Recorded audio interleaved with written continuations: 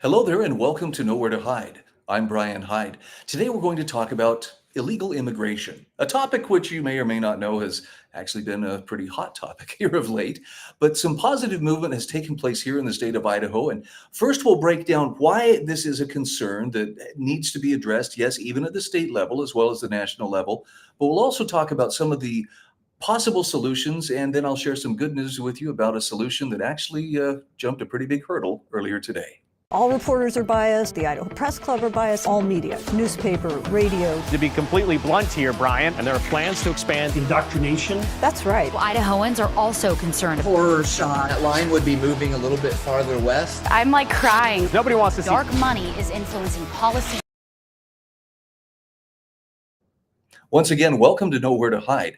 I know illegal immigration is a topic that has very few people feeling lukewarm. It's one of those things that people are either hot or cold on one side or the other, which is sad. It's such a polarizing topic. Nonetheless, it is one that affects all of us, especially taxpayers. And so in that vein, it's worth looking at some solutions. And I want to start with a breakdown of why illegal immigration matters, or at least it should be on the radar screen of Idahoans who are engaged and who want to see good government operating in their interest.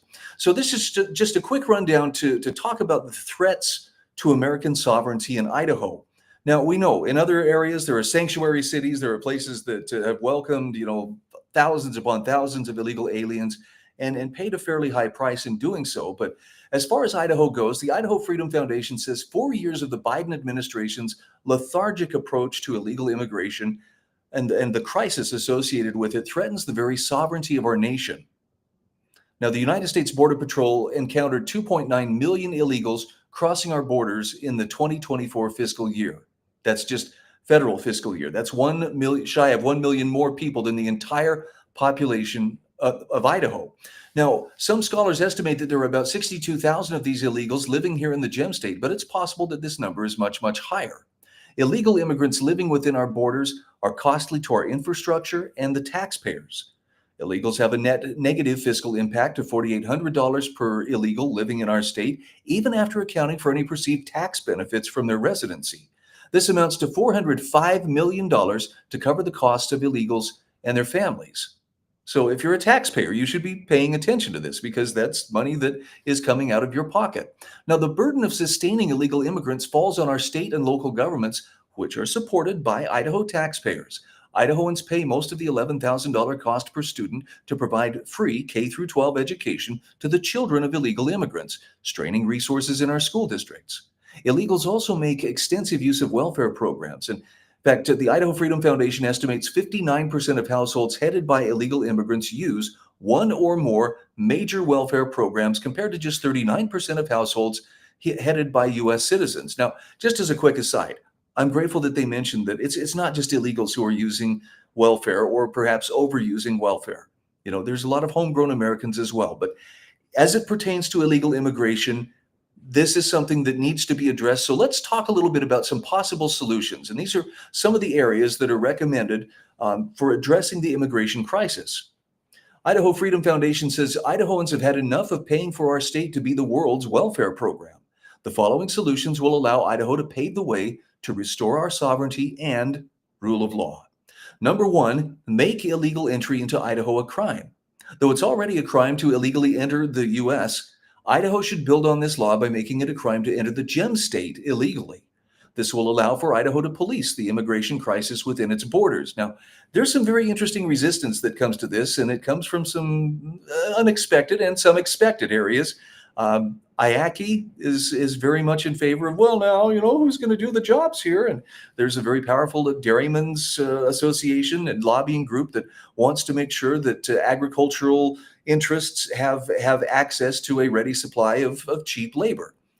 I know it sounds bad. I can't think of a good way to say it diplomatically, but here's one that makes a lot of sense as a good place to start, and that is you end handouts for illegals.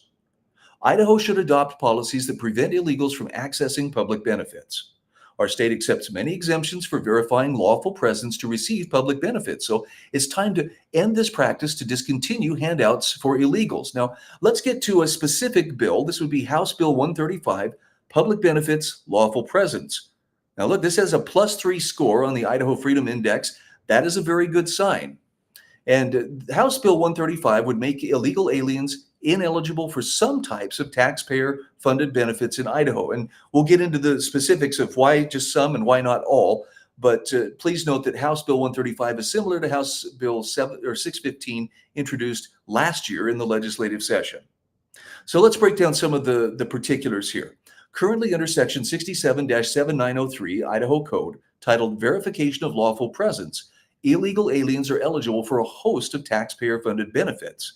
House Bill 135 would remove their eligibility for public health assistance for immunizations, prenatal care, postnatal care, and food assistance for a dependent child. It would also strike language saying that verification of lawful presence is not required for any purpose for which lawful presence in the United States is not required by law. So presumably this change would mean that verification would now be required unless specifically excluded. Also, House Bill 135 would leave in place certain provisions making illegal aliens eligible to receive healthcare items and services that are necessary for the treatment of an emergency medical condition. Short-term, non-cash, in-kind emergency disaster relief and program services or assistance at short-term shelters, which again makes good sense here. This is not a matter of, nope, sorry, you got that broken leg with a bone sticking out, but we're going to turn you away from the emergency room. Just like anybody else, if they need emergency care, it will be given to them, but it's not a given that whatever you want, you can have. While the wisdom of continuing to allow access to these services without verification of lawful presence is debatable, this bill does remove several types of taxpayer-funded benefits from the list, which should reduce the government redistribution of wealth. Now, also, House Bill 135 would amend Section 56-203 Idaho Code, which lays out the powers of the Idaho Department of Health and Welfare relative to Idaho's expansive public assistance law found in Chapter 2, Title 56 Idaho Code. Among these powers and duties, subsection 6 says the department shall establish such requirements of residents for public assistance under this chapter as may be deemed advisable, subject to any limitations imposed in this chapter. So House Bill 135 would add, including the requirements of lawful presence pursuant to Section 67-7903 Idaho Code, which is the amended section discussed in the first part of this analysis. And by the way, kudos to Parrish Miller for writing up this analysis of this. You can check this out at the idahofreedom.org website. Just click on the bills that are listed under the Idaho Freedom Index, and you'll get analysis for every piece of legislation. And again, these are all analyzed not so much on does it favor our party or that party. It's all based on, does it keep government within its proper roles, or does it expand it beyond its roles? Does it cost the taxpayers more? Does it lower their costs? Does it increase government accountability, or does it lessen it? Which I think are good questions to ask. So, ready for some good news? The good news is that House Bill 135 did pass today. And the good news is it would add language like this, including the requirements of lawful presence, and this is pursuant to Section 67-7903 Idaho Code, which is the amended section that he talks about in the first part of the analysis. But you put this all together, and it means the verification of lawful presence would now be required if you want to access any of the welfare services and medical assistance programs authorized under Chapter 2, Title 56 Idaho Code. That includes Medicaid, by the way. So as a fiscal note, for House 135 dryly observes, because access to these benefits is not tracked by who is here legally or illegally, it's not possible to know how much will be saved by this legislation. But it's also true that it would be difficult to put an exact number on the potential spending reductions this legislation could bring about, but it will certainly save Idaho taxpayers some money. So there's that. So the good news is, currently, Section 67-7309 Idaho Code says, except as otherwise provided in subsection 3 of this section, or where exempted by federal law, each agency or political subdivision of this state shall verify the lawful presence in the United States of each natural person 18 years of age or older who applies for state or local public benefits or for federal public benefits for the applicant. House Bill 135 would strike the phrase "where exempted by federal law," removing the state's deference to the federal government's presence or preferences on this issue.